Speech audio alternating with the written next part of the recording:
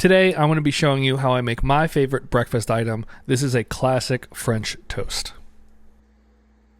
To start, you're going to need some good bread. I'm going to use challah. You can use any sort of nice thick bread. You don't really want to use thin white bread slices, but this is what you're looking for, something that's real nice and spongy. We're going to cut this into nice inch and a half slices. And the most important thing you got to do here is do it the night before and leave it out. If you want to cheat, do it the day of and put it in an oven for like half an hour at 180 degrees Fahrenheit. But the best and most successful way to do this is just cut your bread the night before, put it out on a baking sheet like this. I like doing this because you get airflow on the bottom also, and just let this sit overnight. The next morning, you're going to be left with this. It's hard, it's bread you would normally throw out, and that's exactly what you're looking for to make good French toast. Next, we're going to assemble the liquid that you soak the bread in, and in essence, this is just a custard.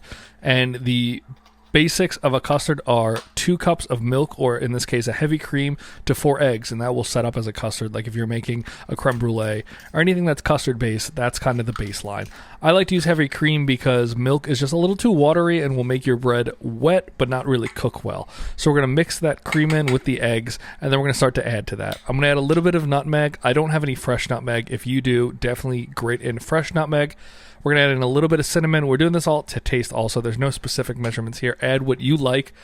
Right about 3/4 of a cup of sugar. You could use brown sugar if you want also. And then we're going to need some vanilla. If you only have regular vanilla in liquid form, that's fine. But I do have these vanilla beans. So we're going to cut them in half and then just use the back of your knife. Scrape down until you get that beautiful innards of the vanilla bean. Add that directly. Just to give it a little bit of extra vanilla flavor, though, I'm going to put in a splash here of the actual vanilla extract, and then we're good to go. I'm going to use my hand blender here. You can whisk this if you want, but just to make sure the sugar and everything is really brought together in a nice homogeneous way, I like to use this blender. You'll see it goes from kind of broken apart like this. You see all the individual ingredients to at the very end, it's going to look like a beautiful, cohesive custard, and that's exactly what you're looking for. So I definitely recommend hand blender over whisk. You can soak your bread slices right into the bowl, but I like to throw it into kind of a baking sheet here.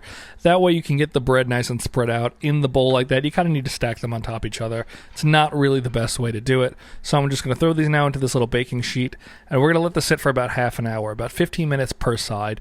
The longer you soak it, the more it's going to get in there and become really nice and custardy on the inside. If you like the innards of your French toast really dry, just do it for less time, but we're going to let these soak for a good amount of time. And now we're going to move over to cooking them on my griddle. Just a little bit of a neutral oil and a little bit of butter on there is all you need to start cooking. The oil is just going to help that butter not burn, but the essence of the flavor is that butter, like you're making a grilled cheese.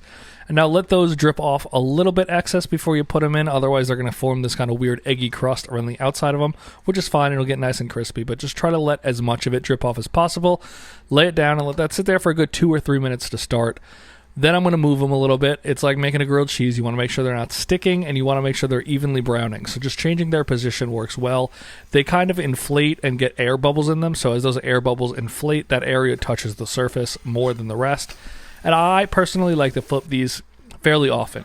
Some people will cook them only on one side for 5 minutes, flip it, do the rest. I don't like that. I like to constantly cook them and really pay attention to how they're browning. And as you can see here, that's exactly what I'm looking for. These are basically done. Once I get them to the level of brownness I want, I'm going to throw them onto a baking sheet, and I'm going to put that into an oven at 350 just for 5 minutes or so to make sure that the innards are really cooked. Also a great way to do it if you're making multiple batches and you want to keep them warm.